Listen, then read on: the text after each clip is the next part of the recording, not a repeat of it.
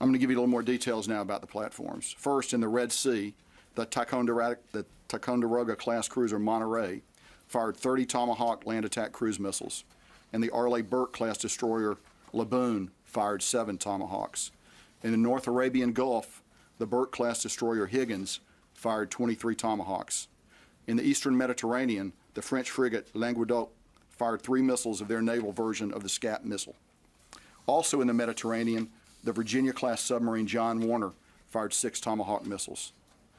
In the air, 2 B-1 Lancer bombers fired 19 joint air-to-surface standoff missiles. In addition, our British allies flew a combination of Tornadoes and Typhoons and launched 8 Storm Shadow missiles.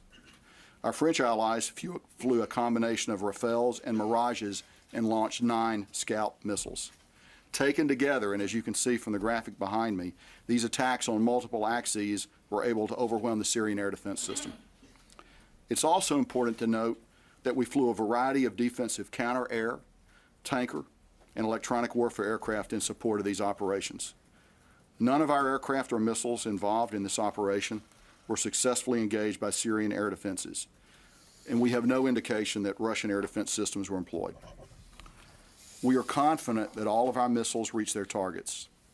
At the end of the strike mission, all our aircraft safely returned to their bases. We assessed that over 40 surface-to-air missiles were employed by the Syrian regime. Most of these launches occurred after the last impact of our strike was over.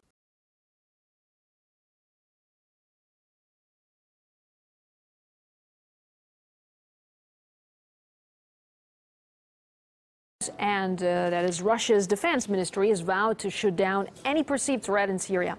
It follows a wave of claims in the foreign press that the White House is considering direct airstrikes on Syrian army positions. Yeah, now they've deployed a S-400 missile defense system. This is a defensive system designed to shoot down aerial targets such as cruise ballistic missiles and also airplanes and helicopters.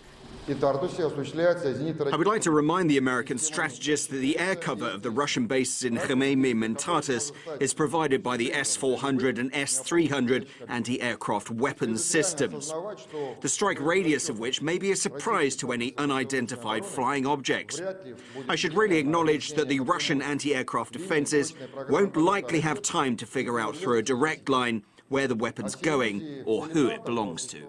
Well, this is the S-400 missile system, perhaps the most controversial weapon on this Latakia airbase. It was deployed by Russia after the shoot-down of a Russian warplane in November this year by Turkey, with Vladimir Putin, the Russian president, vowing that any further challenge to Russian aircraft would be met with strength. This is the response. It's controversial because it means that Latakia is not just a base from which airstrikes can be launched.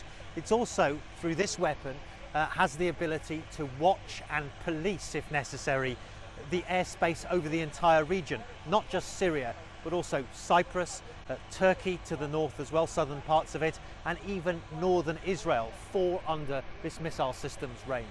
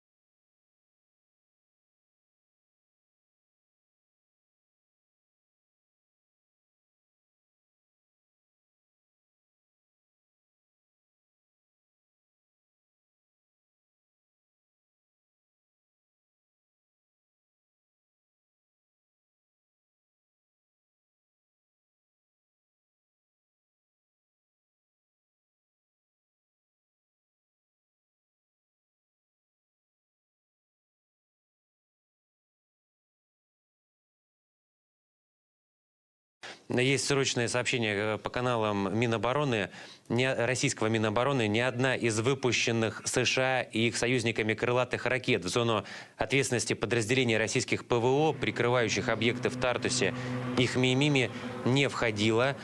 как сообщает Минобороны, 14 апреля в 3 часа 42 минуты по Москве до 5 часов 10 минут по Москве самолетами и кораблями вооруженных сил США совместно с ВВС Великобритании и Франции был нанесен ракетный удар по объектам военной и гражданской инфраструктуры Сирийской Арабской Республики. Но вот еще раз, как заявляют Минобороны России, ни одна из выпущенных США и их союзниками крылатых ракет в зону ответственности подразделений российских ПВО, прикрывающих объекты в Тартусе и Хмеймиме, не входила. Срочные сообщения Минобороны.